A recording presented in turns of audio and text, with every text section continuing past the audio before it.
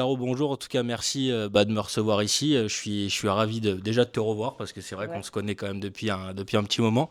Donc, merci en tout cas de me recevoir ici. Ça me fait très très plaisir de te revoir. Je sais aussi que tu as vécu des choses aussi compliquées. C'est tout l'objet un petit peu aussi de ce petit podcast, que tu nous racontes un petit peu tout ce que tu as vécu. Déjà, première question, comment tu vas aujourd'hui?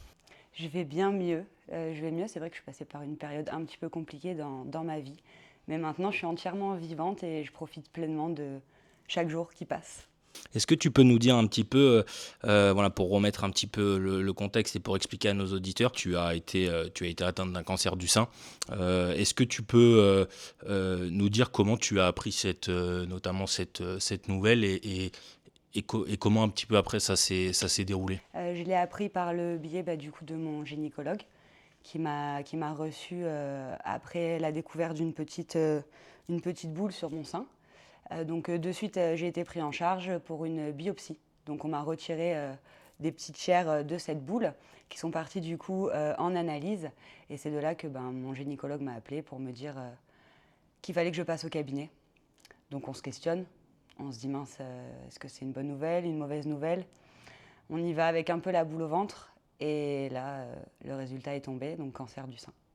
Et comment quand on apprend une telle nouvelle, je crois que tu avais 28 ans, 28 ans. 28 ans. Quand on apprend une telle nouvelle à 28 ans, tu es maman de deux enfants. euh, Qu'est-ce qui se passe dans ta tête à ce moment-là? Alors, il y a je vais mourir, vraiment. On ne sait pas, le, le monde s'écroule. Vraiment, s'ouvre sous tes pieds, tu tombes, la boule dans le ventre, et qu'est-ce que je vais faire? Parce qu'effectivement, on a de suite les enfants qui viennent en tête.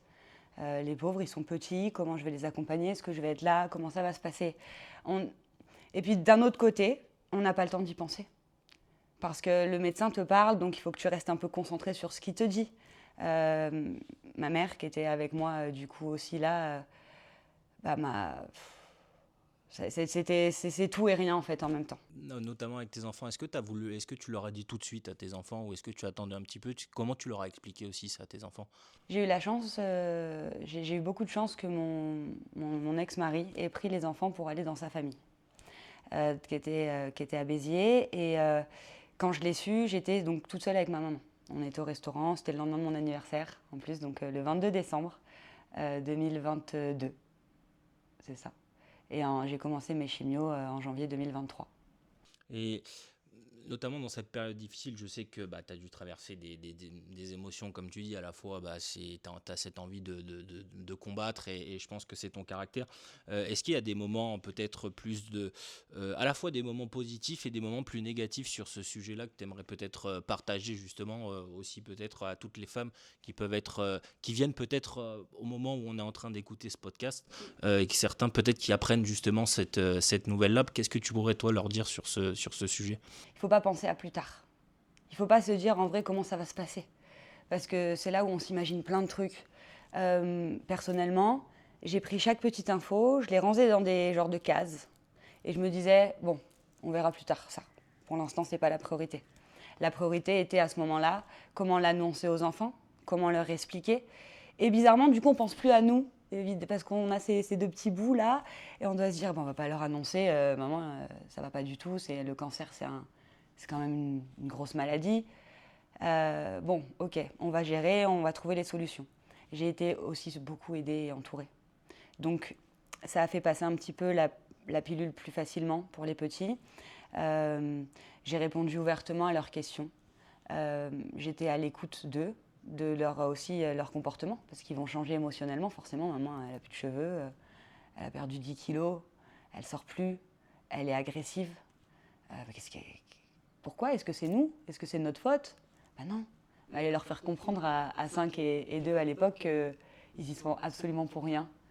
Et voilà.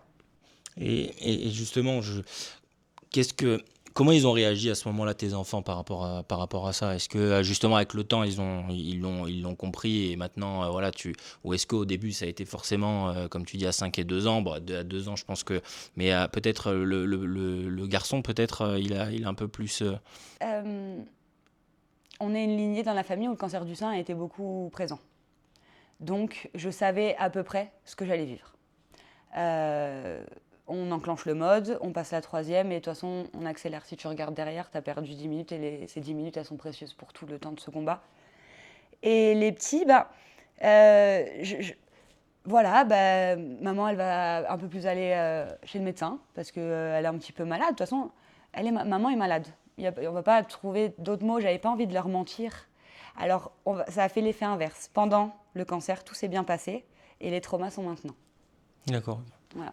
Donc c'est maintenant que, avec les si, hein, on referait le monde, mais j'aurais peut-être dû à l'époque avoir un suivi psychologique. Donc c'est pour ça, à ces jeunes mamans qui sont dans ce cas-là en ce moment, ne pas avoir peur de l'accompagnement médical, il est là pour ça.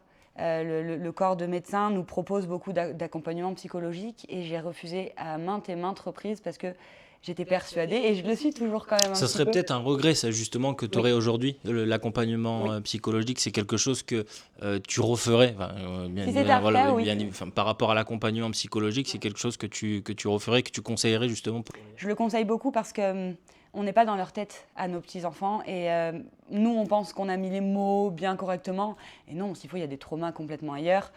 Donc non, non, l'encadrement psy est vraiment hyper important. Malgré l'entourage, moi je pensais que c'était eux mes psys, donc parce qu'ils m'ont permis moi d'aller bien. Mais il faut s'occuper aussi vraiment de la santé mentale de tout le monde parce que c'est lourd à porter. Et là, je vais un petit peu sur le volet prévention notamment. Aujourd'hui, quelle importance tu vas accorder justement à tout ce qui est prévention et palpation mammaire, notamment dans le cadre de ta propre expérience? Est-ce que tu as des conseils que tu pourrais partager un petit peu sur ça, notamment sur le volet prévention? Parce que Bien sûr. Euh, déjà, on sait en tant que femme que dès l'âge de 23-25 ans, on doit avoir recours à une palpation, voilà, une vérification de tout notre petit système féminin. Et, euh, et des fois, elle est un petit peu plus loin que que le système médical. Voilà. C'est-à-dire une mammographie, c'est conseillé à 25 ans. Les mamans qui allaitent ne peuvent pas en avoir recours, mais voilà, on peut faire des échographies par exemple. Voilà, moindre doute, c'est-à-dire des petites boules qui se placent anormales. Donc on peut pas, il n'y a pas que la sphère mammaire, il y a aussi vraiment la sphère des bras, la chaîne ganglionnaire qui se situe donc sous les aisselles et vraiment un petit peu sur la partie dorsale, quoi. toi, c'est comme ça que tu l'as découvert, que tu as eu une Ouais, petite boule. j'ai une petite boule, j'ai allaité mes enfants du coup 4 ans et demi, donc 2 ans et demi le premier et 2 ans la deuxième. Et j'ai une petite boule aux 18 mois de mon premier qui s'est formée. Bon, c'est du lait bloqué, c'est du lait bloqué, c'est du lait bloqué. Jusqu'à la deuxième, allaitement, c'est du lait bloqué. Et puis Ouais. elle est devenue énorme avec un aspect un petit peu granuleux, peau d'orange. Sécrétion, pareil, beaucoup de sécrétions mammaires. Si on n'allaite pas et qu'on a des sécrétions du bout du téton, c'est que oui, c'est un signe alarmant, il faudrait aller consulter. Il faut vraiment prendre soin de notre corps. Est-ce que tu penses qu'aujourd'hui, toutes les campagnes de sensibilisation autour du cancer du sein, alors bien évidemment, c'est peut-être jamais assez suffisant, notamment quand on est concerné, mais est-ce que tu penses que toi, aujourd'hui, c'est suffisant et qu'est-ce qu'on pourrait peut-être faire de plus pour encourager les femmes justement à prendre soin de leur santé et à se faire dépister? Eh bien, si ça avait été il y a 30 ans en arrière, j'aurais demandé aux mamans, principalement, et même un petit peu en vrai toujours, d'accompagner vraiment bien leur fille. Voilà. Je pense que c'est une gamine qui n'a pas eu un bon relationnel avec sa maman, va peut-être avoir peur d'aller chez un gynécologue, va peut-être avoir peur de parler de son corps, alors que non. Je pense que la prévention, grâce aux réseaux sociaux, mine de rien, elle est là. On lutte, il y a beaucoup Tu penses que les réseaux d'assauts. sociaux jouent Oui, justement les réseaux ça fait un sociaux et bon. les associations? Est-ce que Les assos, oui, elles travaillent tu t'es vraiment hyper rapproché bien. toi personnellement de certaines associations ou Oui, tu as été accompagné peut-être par oui. certaines J'ai été associations? accompagnée par des assos, plus dans le mindset, voilà, sortie, rencontrer un petit peu d'autres femmes, puis surtout à 28 ans, quoi. Moi, j'étais entourée à la Cassagne, la plupart des femmes qui avaient le cancer du sein, elles avaient une soixantaine d'années. Il y en avait rares sont les trentenaires ou les quarantenaires qui étaient là-bas. Donc c'est vrai que j'étais là, ouf, bon, allez, on fait abstraction de tout ça. Et ça, c'est intéressant ce que tu dis. Est-ce que tu, Est-ce qu'il y a eu un avant et un après? Est-ce qu'il y a eu la Caroline d'avant et la Caroline d'aujourd'hui, vraiment après cet épisode-là, après cet événement-là, justement? Est-ce que tu as changé, peut-être même des choses du quotidien, je ne sais pas, enfin des choses du quotidien qui, avant, tu te disais, bah ouais, non, mais ça c'est important, et qu'aujourd'hui tu te dis, mais en fait, non, c'est pas. Maintenant, ce qui est important, c'est peut-être ma famille, mes enfants, enfin, tu vois, est-ce qu'il y a aussi tout ce mindset-là qui a pu changer, tu prends conscience de beaucoup de choses? Tu prends conscience déjà de l'importance que c'est de te lever le matin, de respirer, quoi. De te lever sans aucune douleur, que tu n'avais, alors que c'était là avant, hein, mais tu ne savais pas. Mais puis, une fois qu'on sait, il y a aussi la valeur des mots. C'est tout un mindset, en fait. J'étais déjà un petit peu dans ce développement-là avant d'apprendre à être malade de par mon expérience de vie, d'avoir habité à l'étranger, tout ça, enfin à l'étranger, sur un territoire français, mais à l'autre bout du monde. Et on arrive là, malade, on se dit, bon, eh bien, par exemple, le mot tumeur, je l'ai transformé en tu vis. J'avais pas une tumeur, j'avais une tuvie. Le maladie, maladie. En fait, c'est tout ce mindset-là. Une gastro, tu gazes trop. En fait, il y a tous ces petits mots-là qui Oui, m'ont... c'est ce que tu ouais, c'est vraiment ce Ouais, que ce que tu m'expliquais, ce que tu peux expliquer sur le l'importance et le langage des mots finalement où ça a eu un véritable. Toi, tu penses que ça ça, m'a enfin, fait c'est du pas que bien. tu penses, c'est que ça a eu un véritable impact, notamment sur ta guérison, et ça t'a aidé justement à transformer un petit peu tout ce mindset, et que ça a fonctionné pour toi. Je me suis beaucoup intéressée à la PNL pendant ma maladie. Je lisais un petit peu beaucoup de livres quand j'étais en chimio. C'est long. Et, euh, et je suis tombée là-dessus sur la PNL, justement, le langage, enfin, vraiment l'énergie des mots que tu emploies.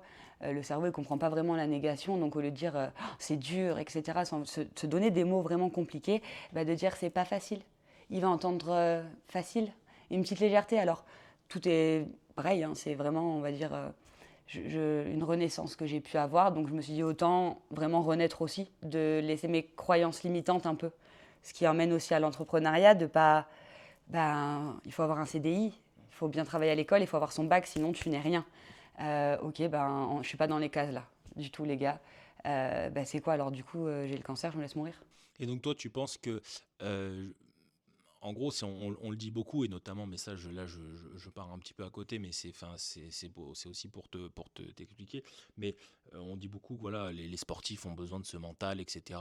Mais finalement, il n'y a pas que dans le côté sportif. C'est-à-dire qu'aussi, même peut-être beaucoup quand tu vis de tels épisodes de ta vie, ça montre à quel point enfin, le mental.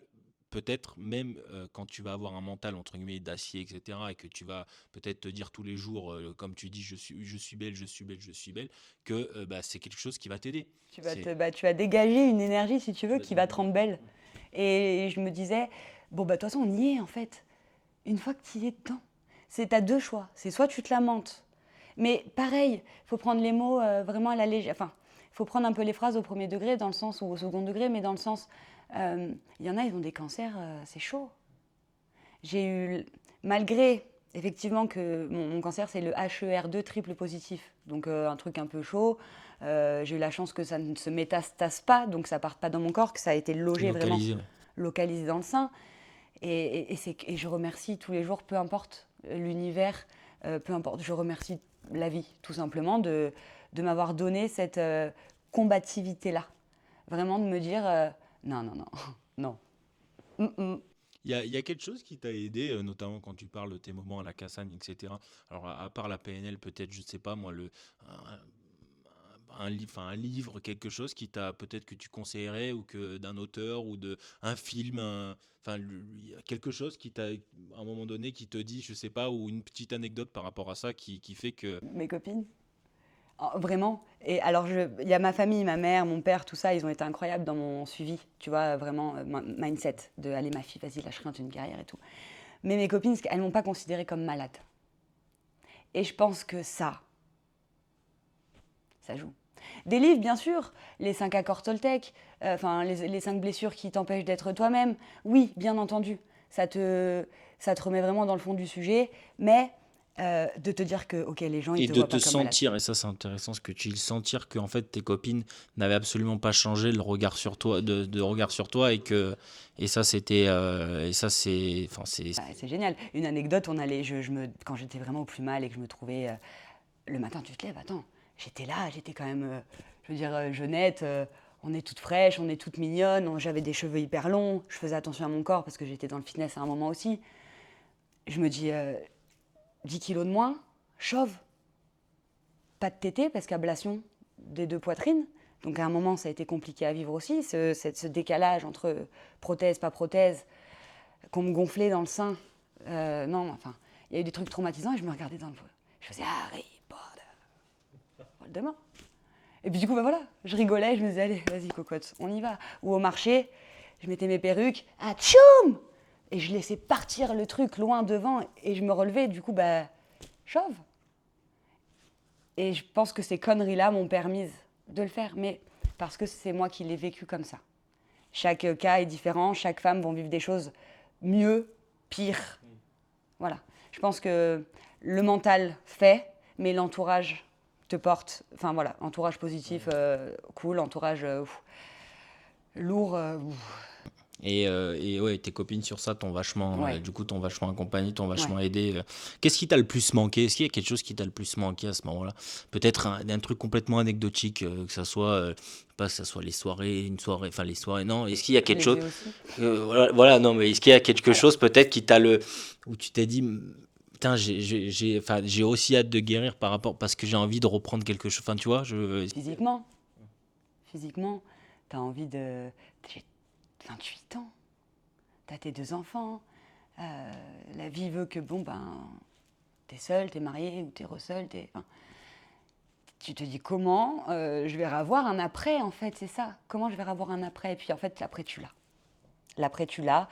Et en bien, en mieux, tu as de belles opportunités qui s'offrent à toi. Il faut juste que tu arrives à les choper, à les saisir.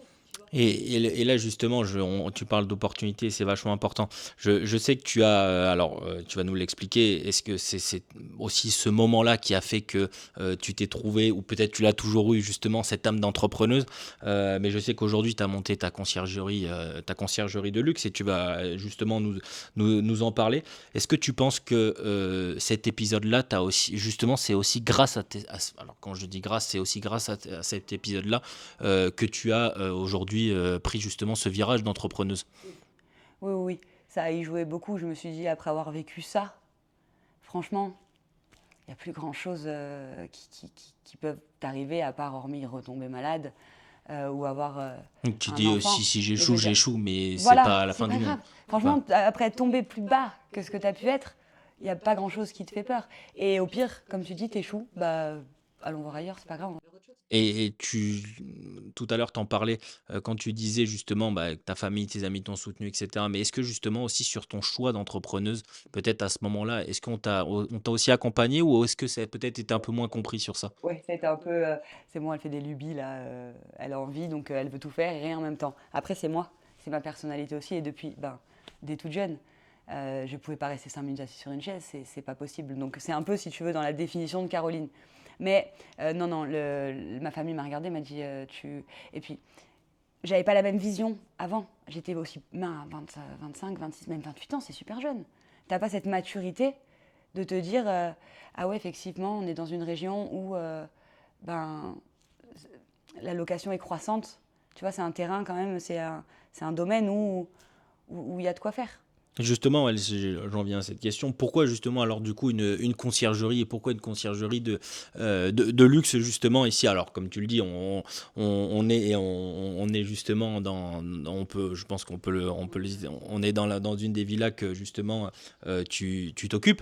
Et pourquoi justement alors tout ce qui est conciergerie de luxe? Qu'est-ce que tu vas apporter, et si quelqu'un qu'est-ce que tu peux apporter à tes clients? Ce que j'aime bien, c'est vraiment le fait aussi qu'il soit un petit peu soulagé. C'est-à-dire, ok, bon, Caro, elle gère. J'aime bien aussi mener mon petit monde à ma baguette. J'aime bien avoir mon truc. La liberté, forcément. Le relationnel avec mes clients. Je veux dire, on est dans une région On peut le voir où un on petit est, peu. où on est, où on est hyper bien.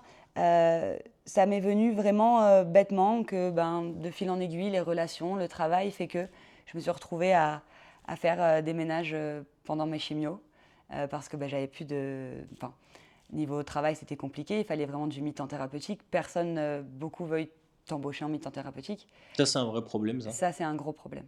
C'est un gros problème parce qu'on ne va pas faire de chaque cas une généralité. on peut pas prendre chacun au détail, mais nous laisser, c'est-à-dire que si je dépassais des horaires, d'autres organismes n'allaient pas comprendre pourquoi je travaille trop, donc on en enlève derrière. Donc c'était vraiment, j'ai dû prendre quelques petites horaires par-ci par-là, donc je venais ici avec les samedis, voilà, j'ai passé un petit peu mes chimios, j'essayais. Et puis le gars me dit, écoute, c'est cool, est-ce que tu sais qu'il y a du potentiel, quoi. Et puis voilà, tous les petits gens que tu rencontres. C'est ce qui t'a fait revivre aussi Ah ce oui. moment-là, en fait, de te sentir, c'est tout bête, mais de te sentir peut-être utile, de te sentir apprécié pour ton travail aussi, peut-être ce que tu pouvais faire. Ça, c'est quelque chose qui t'a aussi aidé à. Ça fait toujours du bien d'être gratifié hein, quand on voit les commentaires du coup sur Airbnb, Booking, etc. en disant merci à Caroline avec sa gentillesse, ils ont des lubies. J'aime bien aussi. Tu vois, un peu d'action, à minuit tu sors, ils ont une coupure d'électricité, j'y vais, j'essaye de réparer le compteur. On est là avec les clients et puis ça leur fait des anecdotes à raconter dans leurs vacances en France. Tu vois, donc tout ça, je propose aussi des sorties bateaux que j'ai inclus un petit peu la famille. Mon petit cousin a un bateau, on propose des sorties bateaux, il travaille au Flying Safari, tu sais, pour les ULM. Donc on leur envoie des clients aussi là-bas. On est sur la Côte d'Azur. French Riviera, on est capable de tout faire ici. Et justement, là, je reviens un petit peu sur ce que tu dis sur la Côte d'Azur. Est-ce que, parce que tu m'as expliqué aussi un petit peu que tu avais eu une expérience Guyane. En Guyane, voilà, c'est ça, en Guyane. T'es content d'être revenu ici dans le sud? Alors oui et non. Oui, parce que y a la sécurité. Il y a la sécurité vraiment de ce petit cocon. Voilà, on est en France, on est bien. La Guyane, c'est un peu plus route, même ça reste un département français. Il y a ses côtés bons et ses inconvénients. Là, j'y retournerai, je ne ferai pas les mêmes choses, bien entendu. Oui. Je liserai du coup des maisons de luxe et je les proposerai sur Airbnb. Voilà. Tu as cette âme d'entrepreneuse que. Oui. Et puis même pour les enfants, c'est important de... Voilà, maman, elle a été malade, c'est bon, on rebondit. Et on essaye d'avoir un renouveau, même pour plus tard, leur laisser un petit truc, ce serait quand même cool. Qu'est-ce qui te plaît ici, là, dedans, que ça soit sur Fréjus Saint-Raphaël et justement sur la Côte d'Azur? La mer. Qu'est-ce qui, justement, le matin, j'amène mes enfants à l'école, je passe par la plage et tous les matins... Il y a des moments comme ça que, justement, tu fais comme ça et qui te... Ah oui, c'est des rituels.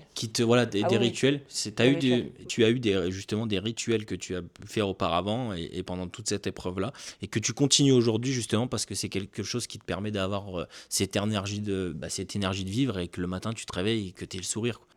Être en accord avec moi. Vraiment prendre le temps d'être avec moi. Juste moi. Pardon, juste moi-même. Tu vois, de me dire, ok, en gros, tu as fait des erreurs cette semaine. C'est pas grave, tu feras mieux. Tu vois, toujours se challenger, en fait, un petit peu. Et vraiment, j'avais pas conscience avant que c'était important d'être vraiment en alignement sur ce que tu penses, ce que tu dis et ce que tu fais. Des fois, il y a des mondes. Et j'ai tendance à avoir été celle-là avant. Je dis, je fais à moitié, et puis, allez, c'est bon, ça m'a saoulée, je l'ai eu, je l'ai fait, je passe à autre chose. Là, maintenant, je vois que c'est quelque chose de concret. On est dans du Airbnb, on est sur la côte, ça cartonne de ouf. Il n'y a plus qu'à. Il n'y a plus qu'à. Et c'est tout ce qu'on te souhaite et ce que je te souhaite, en tout cas. Moi aussi. Pour terminer un petit peu sur la dernière partie et qu'est-ce que tu pourrais nous dire et quelle est la force finalement qui t'a aidé à te battre dans cette épreuve et même aujourd'hui en fait? Est-ce qu'il y a quelque chose qui t'aide tous les matins justement à te battre et à continuer à être toi-même, des personnes ou peut-être des expériences justement qui t'ont particulièrement inspiré aujourd'hui? Déjà, il y a 2 personnes qui s'appellent Marley et Ivy, ce sont mes enfants. Et ouais. Oui. Et ouais. Qu'est-ce que tu as envie qu'ils disent, maman, justement? Qu'est-ce que tu as envie qu'ils disent? Parce que c'est ça qui est justement, je pense que, et là je me permets un petit peu de te dire à quel point, tu sais, moi je t'ai connu, on était au collège, au lycée, etc. Et ça, c'est pour ça que je le dis filmé, parce que c'est la vérité. Je te revois qu'aujourd'hui, justement dans le cadre de ce petit podcast. Et je suis impressionné, sincèrement impressionné par ta force de caractère, par c'est même pas parce que tu as vécu, c'est comme tu dis, le mindset que tu peux dégager quand on te voit. Ce sourire, etc. Donc, je pense qu'ils le savent et tu verras qu'ils regarderont peut-être la vidéo où je pense ils peuvent être très très fiers de toi, en tout cas, tes enfants, parce que t'es vraiment, enfin, en tout cas, voilà, t'es vraiment. Outre le fait que tu es quelqu'un d'extraordinaire, je pense que sincèrement, tu seras, et à mon avis, tu leur inculques déjà des valeurs qui garderont tout au long de leur vie. Donc pour ça, je pense que tu peux avoir ces larmes, mais de joie. Oui, C'est ce bah, que. je prends énormément. Merci Mm. beaucoup pour tous ces compliments. Et je pense qu'ils diront, j'espère maman, merci d'avoir été un petit peu dure. Merci j'espère qu'ils me diront merci d'avoir été juste celle que je suis et de pas m'en vouloir si je fais des petites erreurs et qu'on continue de s'aimer comme ça si fort et d'être si bien. Pour terminer peut-être sur ce message-là, comme je t'ai expliqué tout à l'heure, à toutes celles et ceux où on pourrait justement leur diagnostiquer aujourd'hui un cancer du sein, comme tu dis, à 28 ans, 29 ans, 30 ans ou même peut-être plus tard, qu'est-ce que tu as envie de dire à toutes ces femmes et est-ce que toi-même, tu serais aujourd'hui, tu aimerais avoir cette volonté peut-être aussi de les aider, peut-être par le côté associatif, hein, je ne sais pas, est-ce que ça tu y as pensé aussi un petit peu? J'y ai pensé de... Peut-être pas maintenant, parce que Ouais, peut-être c'est ça. après, quand tu seras, tu vois, mais est-ce que c'est quelque chose, ça, que tu as en tête, justement, d'aider peut-être aussi toutes ces femmes, à ta manière, de monter quelque chose pour... Alors je pense monter quelque chose, il y en a qui le font bien et mieux que moi, je pense. Parce que j'ai gardé quand même ce côté très égoïste où je me suis dit, bah, chacun ses soucis, mais je veux dire, déjà je me gère et quand je serai mieux, pourquoi pas peut-être apporter du soutien à toutes celles qui sont seules. Parce que mine de rien, il y a énormément de femmes que j'ai vues seules, qui sont arrivées seules avec un ambulancier ou une ambulancière, qui sont reparties seules. Et le soir, elles étaient seules chez elles, elles se débrouillaient pour faire à manger, elles se Ouais, donc débrouillaient c'est ce pour... que tu dis, toi, tu as eu quand même Moi, tes j'ai... amis, tes Voilà. copines, enfin, tes copines, tes enfants, mais il y en a qui, en fait, c'est très J'ai intéressant ce que tu dis, c'est qu'il y en a ouais. qui sont seuls Il y en a qui et sont énormément seuls. Et il y a qui ont tout un... peut-être personne à qui parler. C'est ça, et puis tout ce système derrière, les taxis qui nous attendent pendant des heures et qui ne sont pas payés à cette attente, parce qu'une chimio, ça dure longtemps, l'attente est longue. Mais il ne faut pas perdre espoir et tout va... Voilà, il faut le prendre... déjà que c'est pas facile et que c'est pas très joli d'avoir ça, bah, courage. Vraiment courage et se faire voilà, que d'amour. Que d'amour, pas de éloigner vraiment les... on prend soin de nous, vraiment c'est notre pause à nous et que tout se passe pour le mieux, quoi. Merci beaucoup, Caro, Merci à merci à toi de toi. m'avoir reçu. Merci.